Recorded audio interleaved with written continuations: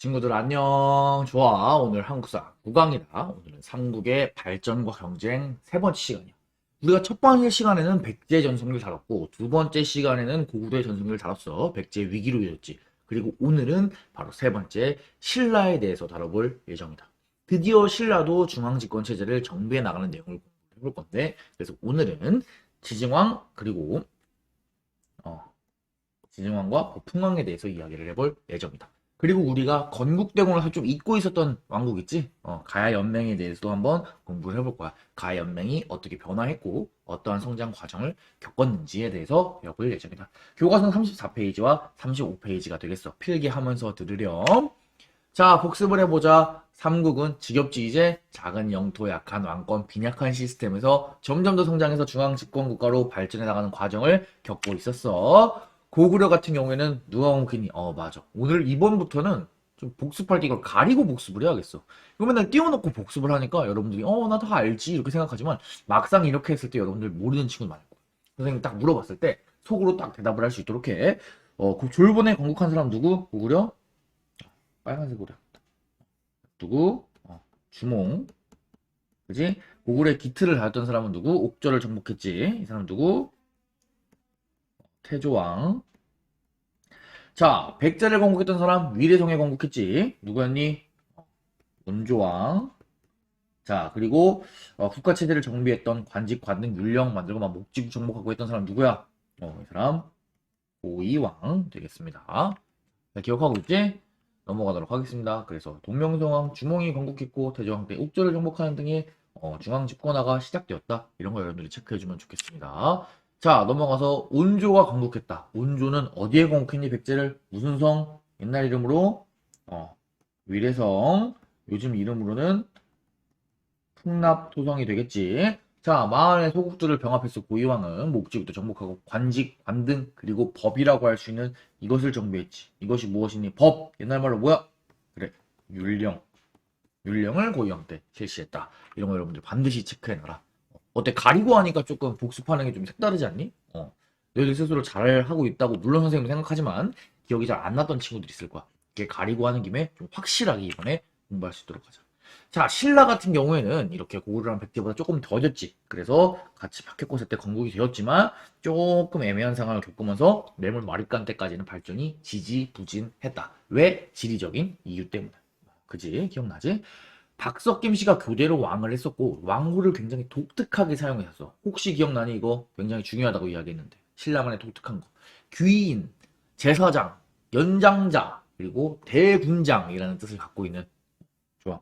첫 번째 거서관, 두 번째 차차웅, 그리고 세 번째 이사금, 네 번째 마립간이 되겠다. 이 중에도 마립간은 대군장을 의미하는 것이고 뇌물 마립간 때 김씨를 세습하고 마립간칭을 사용했다는 거 여러분들이 반드시 기억하라고 선생님이 이야기했습니다. 넘어가도록 하겠습니다. 자, 고구려의 성장과 백제의 전성기야. 미천왕, 고구려 때 성장하면서 어디를 점령했니? 우리나라에서 중국 군현을 완전히 몰아내는 거. 그래, 바로 그 유명한 낙랑군을 점령하게 됩니다. 그러면은 이 상황에서 고구려랑 백제가 국경선을 맞대게 되는데 이때 백제의 전성기를 이끌었던 왕이 누구다? 그래, 바로 근초고 왕이 되겠습니다. 근초고 왕. 그리고 이 근초고 왕에 의해서 원왕이 살해돼서 고구려는 위기에 처하게 되는데 이 고구려를 위기에서 극복하려고 하는 왕이 누구냐? 바로 오수림 왕이 되겠고 광개토대왕 때는 신라의 외를 격파하고 요동을 차지하고 영락이라고 하는 무엇을 사용했다? 연호를 사용했다. 이런 거 여러분들이 체크해주면 좋겠습니다. 당시의 중국은 분열기였다. 이런 것들. 그래서 미천왕 때는 영토를 확장해서 고구려 영토 이만큼 확장해서 백제와 국경선을 맞이하게 되었고 근초고왕 때 여러 가지 전쟁이 벌어졌던 거야. 자, 근초고왕 때 이렇게 일본과 활발한 교류를 펼치고 백제의 자신감을 보여줄 수 있는 거, 이 칼을 일본 후왕에게 하사한다라고 했던 이 칼의 이름 무엇일까? 좋아. 바로 칠지도가 되겠지. 이런 것도 여러분 반드시 체크를 해줘야 됐어. 역사는 항상 문헌이랑 유물이랑 같이 가는 거야. 자, 다음 넘어가 보겠습니다. 딱 지난 시간에 공부했던 거네. 고구려. 고구려의 장수왕 어디로 천도한다? 국내성에서 이제 평양으로 천도를 하게 됩니다. 고구려 평양으로 천도를 하게 되지. 그래서 계로왕이 전사하면서 백제는 어디로 천도하게 된다? 바로 웅진, 지금의 공주로 천도하게 됩니다. 동성왕 같은 경우에는 나지동맹을 실시했고 무령왕 같은 경우에는 22담로에 왕족을 파견해서 지방을 통제하는 힘을 기르려고 했던 것 여러분들이 기억을 하고 있을 겁니다. 장수왕 때 고구려의 힘을 보여주는 것들이 뭐 마립간이 노비와 같은 광개토대왕이라고 써있는 그릇이 신라의 무덤에서 발견되는 것, 충주 고구려비에서 신라 동이라고 표현하는 것, 뭐 이런 기타 등등의 유물을 통해서 우리가 또 고구려의 강력함을 확인해 볼 수 있었다. 이런 내용들 공부를 했었고, 장수왕의 남진 정책의 결과 뭐가 결성되었지? 제일 중요한 거 그래. 나제 동맹이 결성되었다. 신라와 백제 나제 동맹이 결성되고 한성함락, 백제공진, 백제 위기가 찾아왔던 거 여러분들이 이야기를 했을 겁니다. 자, 나제 동맹 강화하기 위해서 동성왕은 뭐 했다? 동성왕은 무슨 동맹을 강화했다? 나제 동맹 강화해서 뭐? 그래, 결혼 동맹을 실시했고 22담로에 왕족을 파견한 거는 여기 다 나와버렸네. 무령왕이 되겠습니다. 특히 무령왕 같은 경우에 이 양식, 이 무덤 양식이 매우 중요했어. 이 무덤 양식 무슨 양식이다? 이거 벽돌 무덤 양식인데 이것은 중국의 남조 양식이다. 그리고 이 관이 일본산 나무로 제작되어서 활발한 대외 교류를 엿볼 수 있는 유물이었다. 이렇게 여러분들이 체크를 해주면 되겠습니다. 어때? 오늘은 이렇게 좀 가려놓고 복습을 하니까 조금 어렵니? 아니면 어때서 잘했어? 그래서 앞으로는 좀 복습할 때 이런 과정을 겪어야 될 것 같아요. 여러분들이 아무래도 선생님이 다 보여주고 하니까 다 기억이 안 남는 것 같아. 자, 계속해서 오늘의 내용 배워봅시다. 오늘은 신라로 넘어갈 거야. 드디어 이 표에서 신라로 넘어왔습니다. 오늘 신라에서 왕 딱 2명 배울 거야. 지증왕과 법흥왕이다. 이 2명이 근데 한 게 굉장히 많아. 그래서 여러분들이 잘 하나하나 잘 체크하면 어렵지 않을 테니까 선생님이랑 따라와 주길 바랍니다. 그리고 가야에 대해서도 조금 배워볼 예정. 당시 지증왕이 등장하기 이전 상황을 봐야 되는데 이 지증왕이 등장하기 이전 상황에서는 어떤 일이 있었냐? 바로 고구려의 간섭을 벗어나서 신라가 중앙 집권 체제를 정비하려고 하는 타이밍이에요.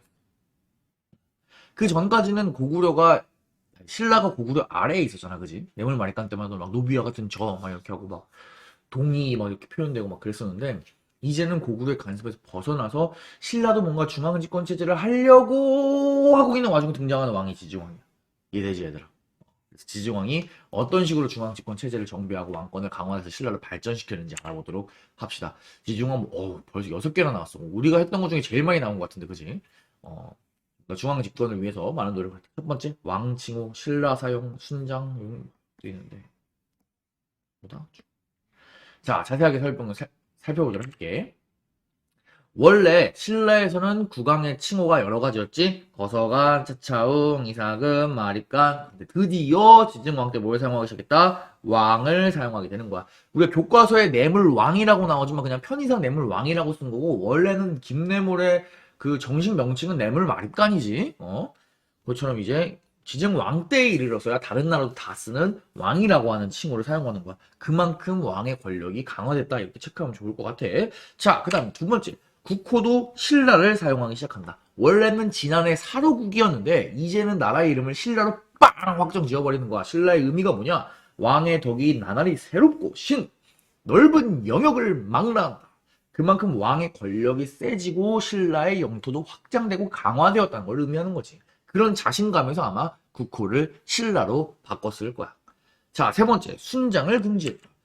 순장이라고 하는 것은 무엇이냐? 여러분들이 세계사 시간에도 배웠겠지만 지배자가 죽고 났을 때 그 지배자를 위해서 다양한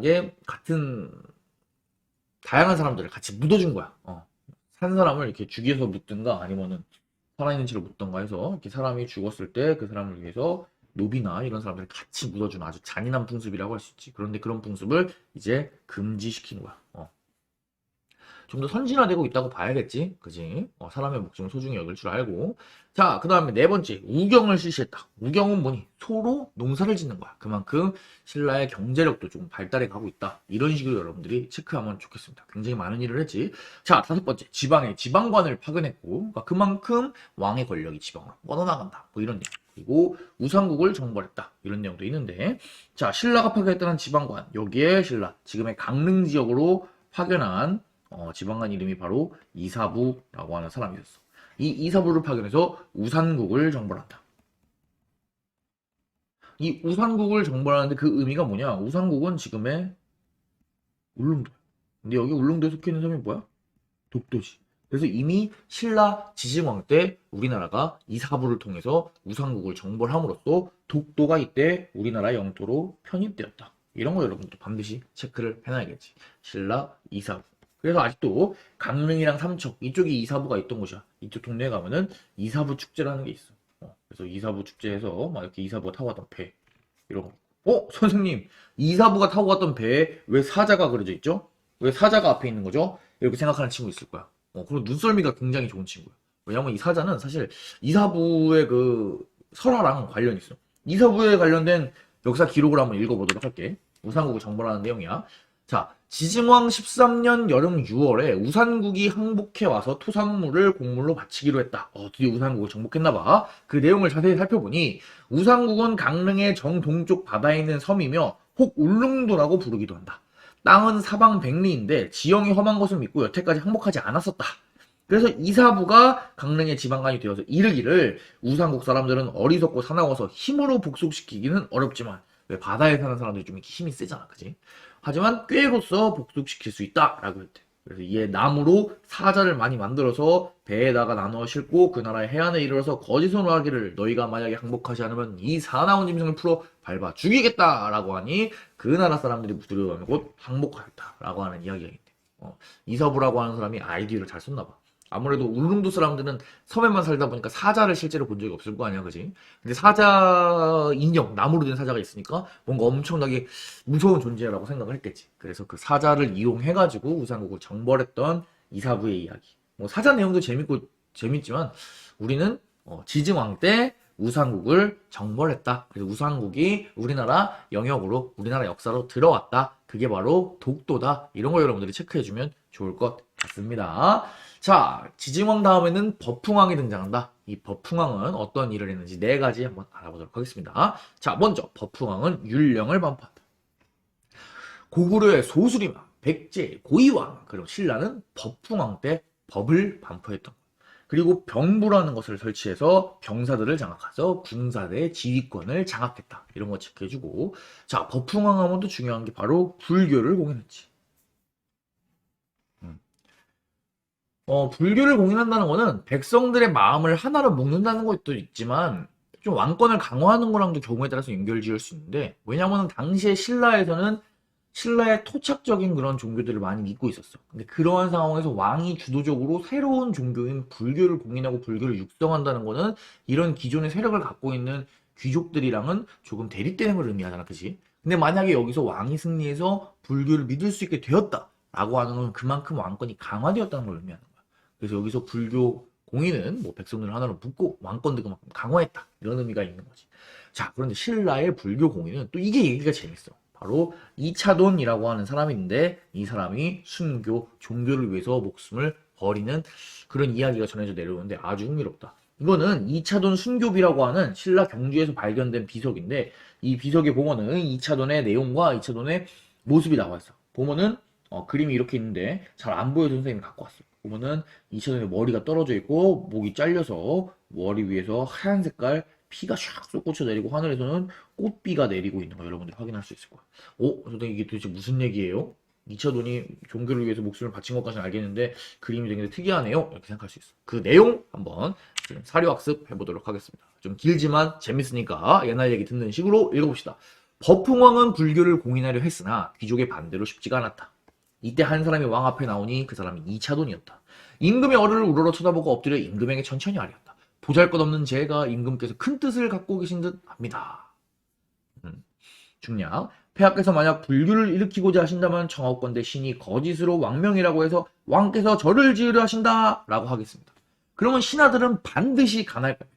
가난한 건 이렇게 와가지고 막 제가 그랬어요 하고 막 이러고 그러면 안 됩니다 이런 게 가난한 거야. 이때 왕께서는 바로 명령을 내려서 나는 그런 명령을 내린 적이 없는데 누가 거짓으로 왕명이라 꾸며내는가 라고 하십시오. 그러면 그들은 신하들이지 불교를 반대하는 신하들이야. 불교를 반대하는 신하들 귀족들은 반드시 저의 죄를 추궁할 겁니다. 그러면 그때 폐하께서는 저의 목을 베어 그래서 사람들의 분분한 논의를 진정시키십시오.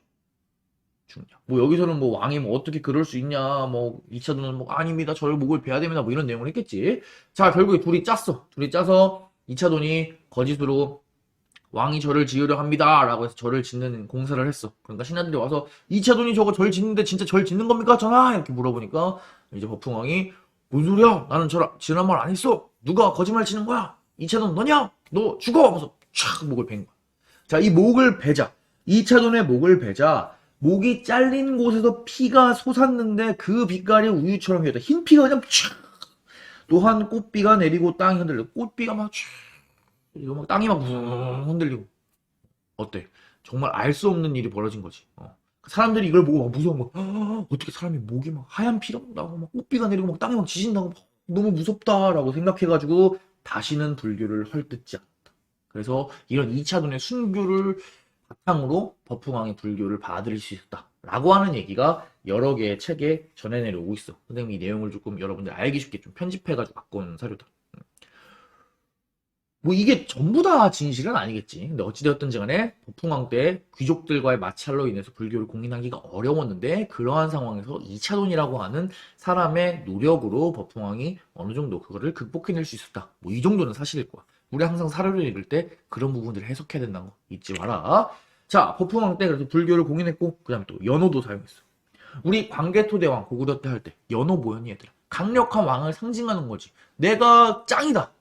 중국 황제만 연호하는 거 아니다. 나도 할 수 있다. 라는 걸 보여주는 게 연호였는데 그 연호를 신라의 버풍왕 역시 하고 있다. 여러분 이런 거 한번 체크해주면 좋을 것 같습니다. 그만큼 신라가 자신감이 올라왔나 봐. 지증왕과 버풍왕을 겪으면서. 그래서 우리가 지증왕, 버풍왕 그리고 이 뒤에 나오는 진흥왕까지 버풍왕 뒤에 나오는 왕이 진흥왕이거든. 그래서 이 진흥왕 때 신라가 전성기를 맞이해. 그래서 이 지증왕, 버풍왕, 법 그리고 진까지 이어지는 3인방을 여러분들이 반드시 알아둬야 돼. 근데 진흥왕 같은 경우에는 또 백제왕이랑 연결되는 게 있어서 이번 시간에 안 배우고 다음 시간에 배울 거야. 어찌됐든 간에 지증왕과 버풍왕 때에 든든하게 신라가 진짜 엄청나게 발전했다. 이런 걸 여러분들이 잘 체크를 해주면 좋을 것 같아.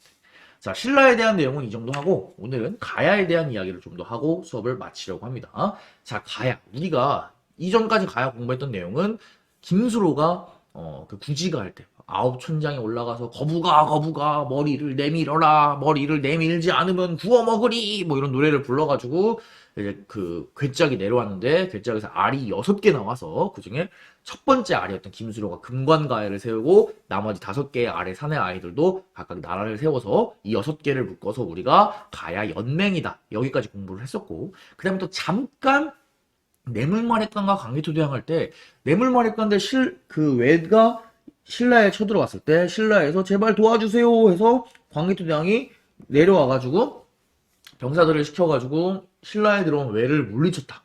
근데 이 외가 어디로 도망갔냐? 금관가야까지 도망간 거야. 그래서 내친김에 금관가야까지 쫓아가가지고 금관가야까지 공격을 해버렸다.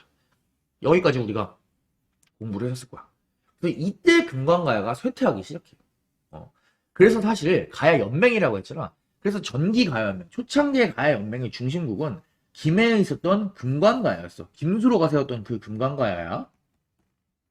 이 금관가야가 여러분들이 알다시피 막 그때 썼잖아. 김해를 중심으로 해서 막 외랑도 왔다 갔다 하고 어디야 중국 9년 낭랑 이런 데랑 막 뭐 했어? 철 장사하고 그랬잖아. 그지? 그리고 여기에는 강에 뭐가 흐른다? 김해 낙동강이 흘러 이렇게. 낙동강. 그런데 이게 망가지기 시작하는 거야. 사실 313년에 미천왕 때 낙랑군이 없어지잖아. 그러면은 김해 금관가야 입장에서는 사실 철을 장사할 상대가 없어지는 거야. 그지? 그래서 이미 좀 아마 철 무역이나 이런 건 타격을 받았을 거야. 그런데 엎친에 덮친 격으로 광개토대왕이 신라를 구원하러 왔을 때 금관가야까지 공격을 하기 때문에 이때 돌아올 수 없는 그런 피해를 입게 되는 거지. 결국에 전기가야연맹을 이끌었던 거는 금강가야였지만 이게 나중에 광개토대왕 때 큰 타격을 받으면서 가야연맹이 후기가야연맹으로 좀 변하게 된다. 이런 걸 여러분들이 체크해주면 좋을 것 같아요. 그래서 이 후기가야연맹을 이끌었던 건 뭐냐? 바로 대가야야. 지금의 고령의 대가야가 되겠다. 그래서 이 후기가야연맹 같은 경우에는 이쪽에서 고구려가 내려와가지고 여기를 없애버리니까 좀 영토가 원래 전기가야 되는 이쪽 낙동강 유역이었다면 좀 이제는 옆쪽으로 좀 이렇게 찌그러진 느낌이었어. 옆쪽으로 찌그러져서 이쪽으로 끊임없이 서쪽으로 진출을 했다. 그래서 백제랑도 막 싸우고 그래. 그래서 영토를 서쪽으로 확장하는 모습을 보여줄 수 있다. 그래서 우리가 전기가연맹이랑 후기가연맹을 좀 비교해서 공부를 해야 되는데 전기가연맹은 금관가야, 전기가연맹은 김해, 후기가연맹은 대가야, 대가야는 고령 이런 거 체크를 해주고 전기가야연맹 같은 경우에는 김해가 있었던 낙동강 유역을 바탕으로 활약을 했다면 후기가야연맹은 영토를 서쪽으로 넓혀서 어디까지 갔냐? 섬진강 유역을 차지했어. 그래서 이 섬진강을 바탕으로 섬진강의 해운을 활용하기 시작했다. 그래서 보면 섬진강 이렇게 있고 볼 수 있지? 그래서 외로 가거나 이쪽에서 중국 남조까지도 갔을 때 우리 중국 남조랑은 많은 나라들이 교류를 하잖아, 그지? 근데 가야도 대가야도 후기 가야 연맹 때 이렇게 활발한 대외 교류를 펼치면서 나름대로 살 길을 모색하면서 성장했다는 걸 여러분들이 체크할 수 있을 거야.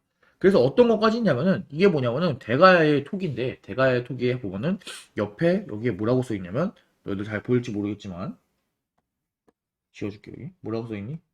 한자 읽을 수 있지 이거 뭐라고 써 있어? 대왕이라고 써 있지. 대가야에서도 이제 뭐 심지어 대왕이라고 칭할 정도로 발전했다 이거지. 그만큼 자신감이 생겼다 이거. 금강가야가 비록 없어진 건 아니야. 괴멸적인 피해를 입으면서 좀 가야연맹이 위기에 처했지만 고령의 대가야가 그 맹주의 역할을 이어받으면서 후기 가야연맹이 계속해서 서쪽으로 진출하면서 때로는 백제랑 싸우면서 그 영역을 확대해 나갔고 그 결과 꽤 막강한 세력을 이루었다라고 하는 점 여러분들이 체크를 해주면 좋을 것 같아요. 참고로 전기 가야연맹은 버풍왕 때 오늘 배운 버풍왕 때 멸망하고 후기 가야연맹은 내일 배울 진흥왕 때 멸망한다. 그런 것도 체크해주면 좋을 것 같아. 자, 다시 한번 우리가 가야는 자세하게 안 했으니까 지금이라도 꼭 잘 체크해놔야 돼. 가야연맹 한번 비교해보고 넘어가도록 할게. 전기가야연맹이랑 후기가야연맹은 나뉘지? 전기가야연맹이랑 후기가야연맹은 나뉘는데 그 기준점이 되는 사건이 무엇이냐? 바로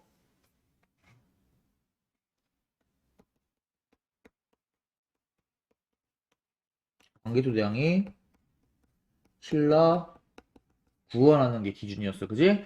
자, 전기가야연맹의 맹주국은 금관가야, 김해에 있고 후기가야연맹은 대가야, 고령에 있고 전기가야연맹은 낙동강을 활용했고 하지만 낙동강의 김해가 낙동강 하구에 있는 거야. 김해가 이 낙동강 김해가 어려워지니까 이제는 섬진강으로 진출해서 섬진강을 활용하기 시작했다. 섬진강 낙동강보다 훨씬 서쪽에 있는 거야.